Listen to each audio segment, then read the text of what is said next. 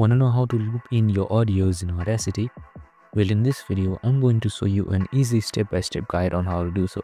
So let's get right into it. Now, first up, open Audacity and import any audio that you'd like. So I have this audio right here. Double click on it to select the entire track.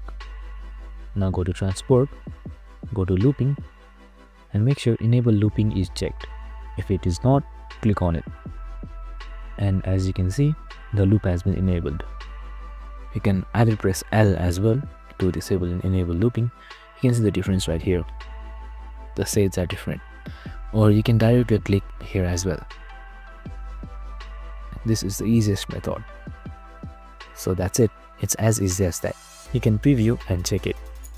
I hope this video helped. If it did, make sure to like, subscribe and tune in with us for more related videos. See you in the next one.